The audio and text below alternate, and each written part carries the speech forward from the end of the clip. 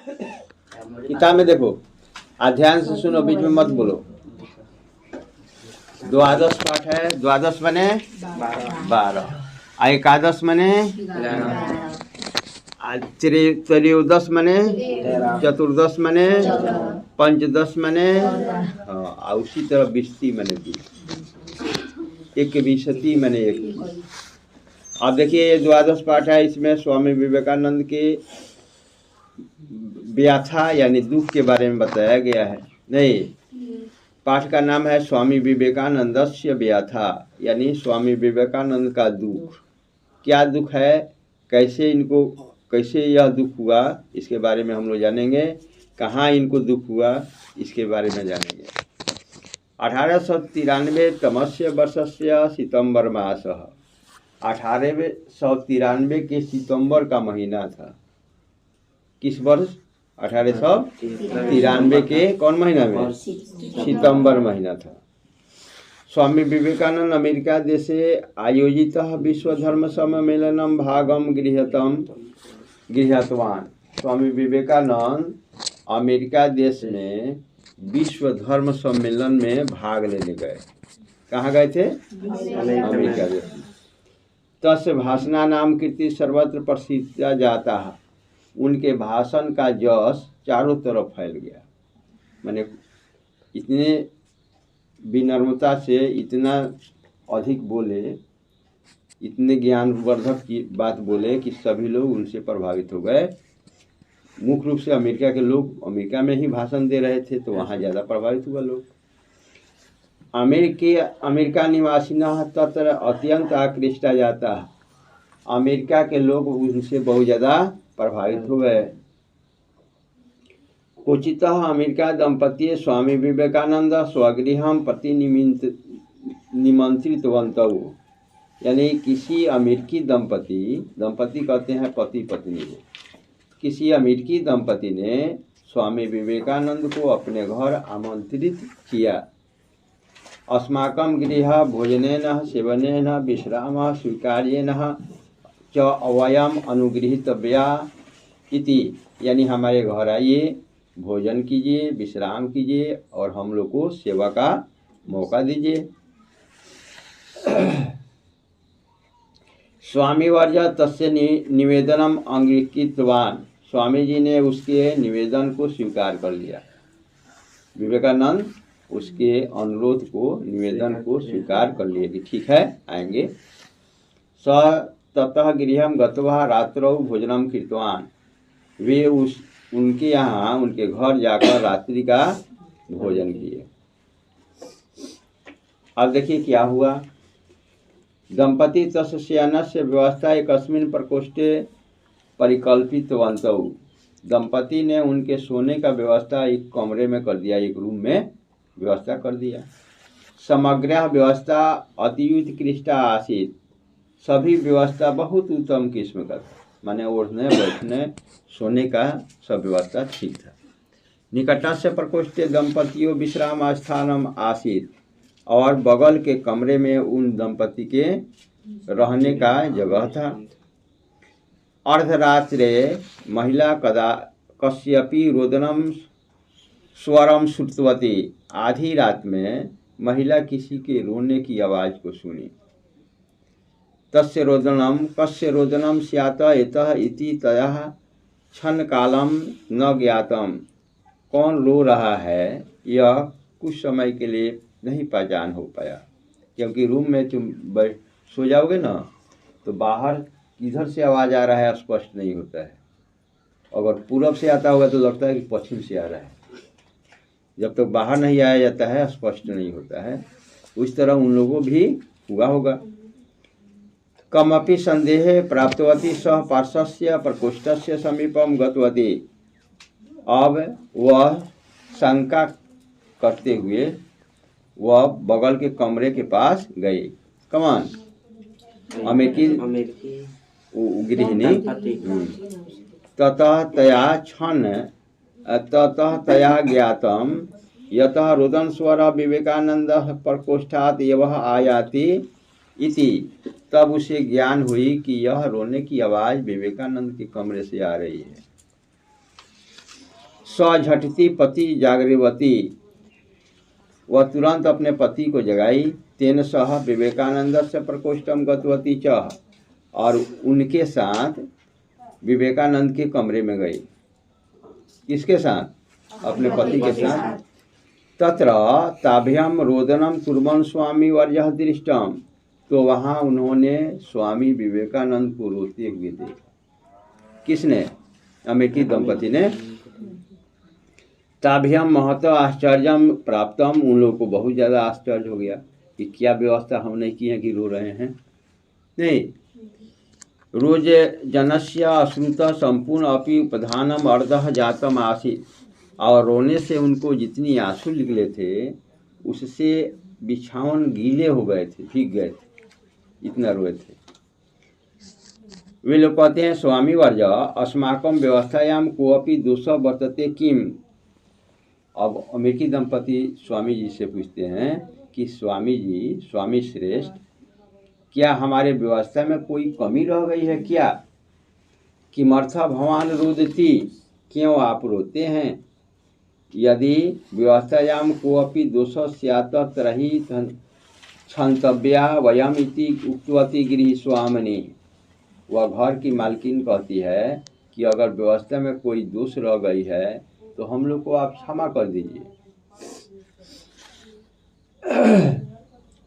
किसने किसे कहा? दंपति ने स्वामी विवेकानंद से कहा।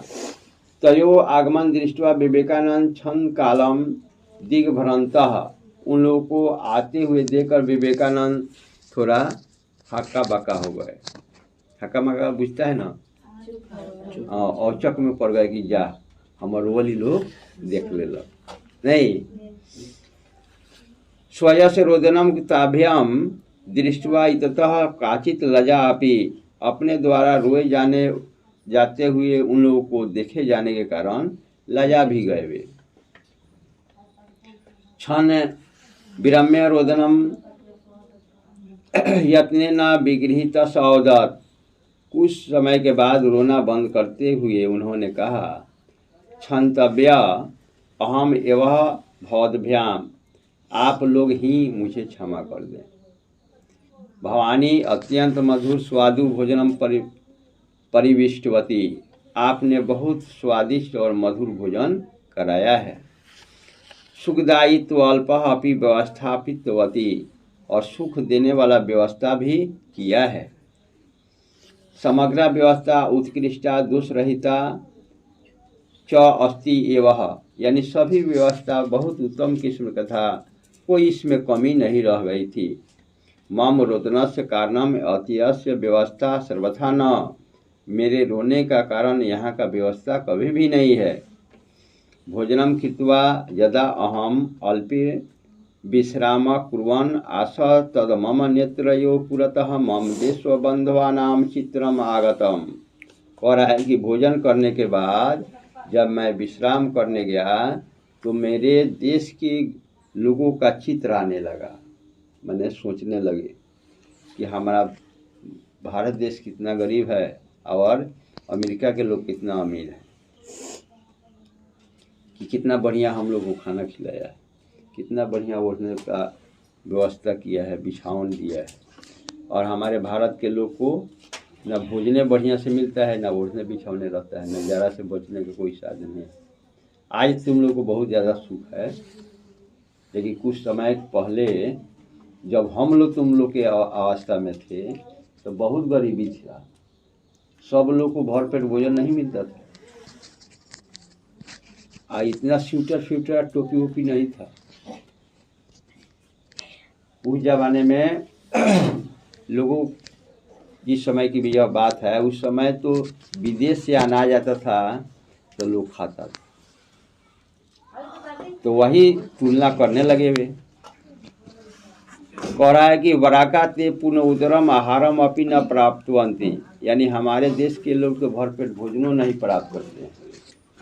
शीतकाले पर्याप्तम आच्छादकम अपि तेषां पार्श्वे न भवति, और जाड़ा से बचने के लिए उनके पास ओढ़ने बिछौने भी पर्याप्त नहीं होते हैं। दुख दरिद्र पूर्ण जीवनम आपस्य संख्या भारतीय मया अस्मृता, दुख दरिद्र पूर्ण जीवन को जीने वाले असंख्य, यानी जिसकी गिनती नहीं की जा सकती है, उतने भारतीय मुझे याद आने लगे।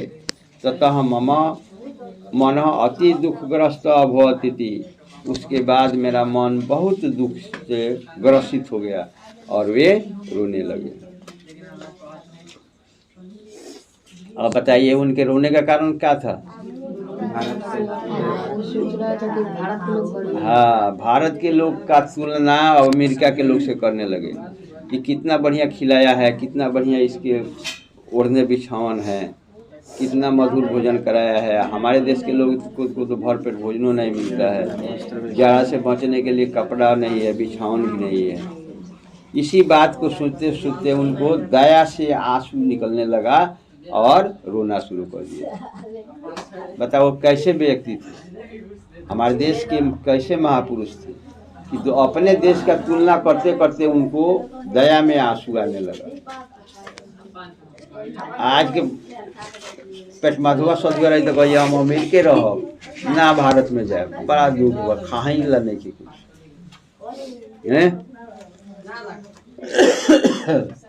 अब देखिए इसमें पाठ में प्रश्न है। प्रश्न 4 है। पहला कह रहा है कि स्वामी विवेकानंद को आसी। स्वामी विवेकानंद कौन थे? महापुरुष थे। तो लिख देंगे, प्रश्न से उत्तर बना देंगे, स्वामी विवेकानंद को हटा देंगे और वहाँ भारतस्य महापुरुष लिख देंगे और फिर आशित जोड़ देंगे, बस उत्तर हो गया। ठीक है। दूसरा है 1893 तमे वर्षे विश्व सम्मेलन कुत अभवत, माने 1893 वर्ष में विश्व धर्म सम्मेलन कहाँ हुआ था? हाँ, तो इसको प्रश्न से उत्तर बनाएंगे। कहने 1893 तमे वर्षे विश्व सम्मेलनम, पुत्र को हटाकर वहाँ अमेरिका देश लिख देंगे, अभवत लिख देंगे। अमेरिका देशी अभवत माने अमेरिका देश में हुआ। तीसरा देखो, अस्मिन् पाठे विवेकानंद से कस गुण से वर्णनम अस्ति। इस पाठ में विवेकानंद के कौन से गुण का वर्णन है? कौन गुण का वर्णन है? अरे इस पाठ में विवेकानंद के दयालुता के कारण रोने लगे, दया उनमें बहुत काफी था। तो करुणा गुण से वर्णनम अस्ति, यानी इस पाठ में विवेकानंद के दया गुण, करुणा का गुण दिखाई पड़ता है। इसमें लिखेंगे उत्तर में, अस्मिन् पाठे विवेकानंद से कस को हटा देंगे, यहाँ करुणा लिख देंगे और फिर गुण लिख कर वर्णनम अस्ति, हो गया, उसका उत्तर हो गया। समझ गए? विवेकानंद कैसे रोना शुरू कर दिए?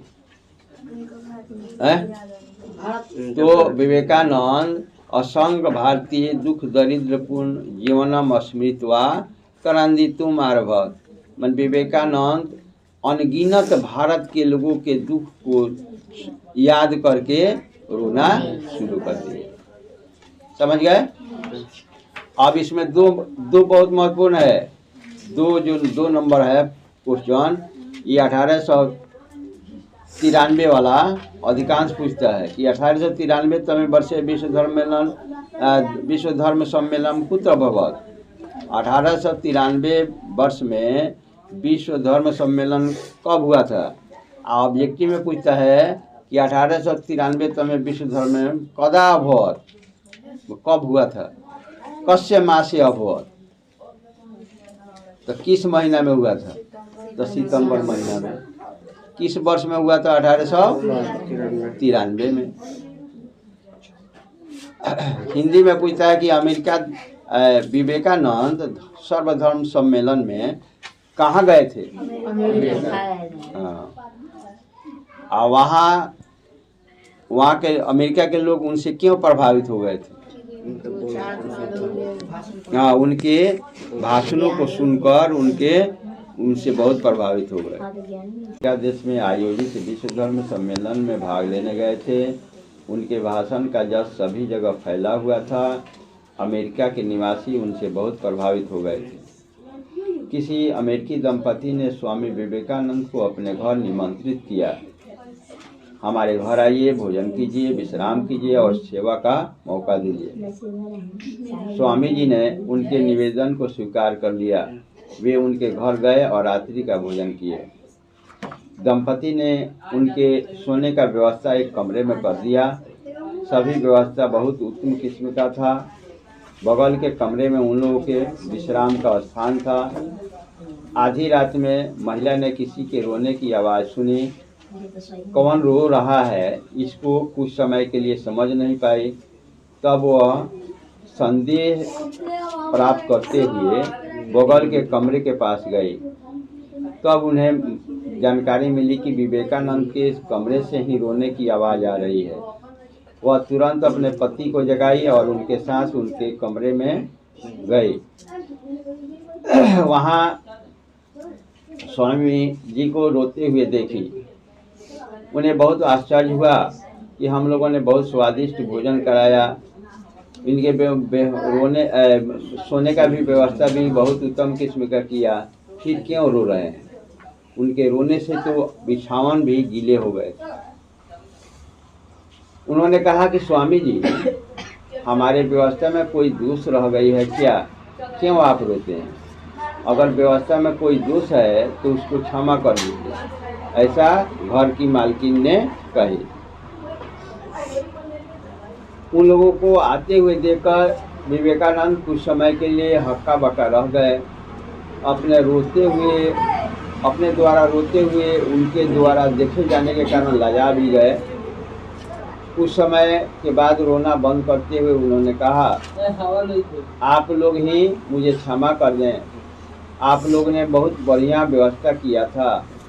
आपकी व्यवस्था में कोई दोष नहीं है। रोने का कारण आपकी व्यवस्था कभी भी नहीं है। भोजन करने के बाद जब मैं विश्राम करने गया तो मेरे आंखों के सामने हमारे देश के लोगों का चित्र आने लगा। हमारे देश के लोग को तो भरपेट भोजन भी नहीं मिलता है। उनको जाड़ा से बचने के लिए पर्याप्त मात्रा में ओढ़ने बिछौने भी नहीं होते हैं।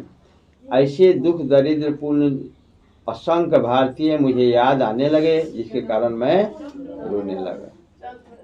यही लिखना है। समझ गए?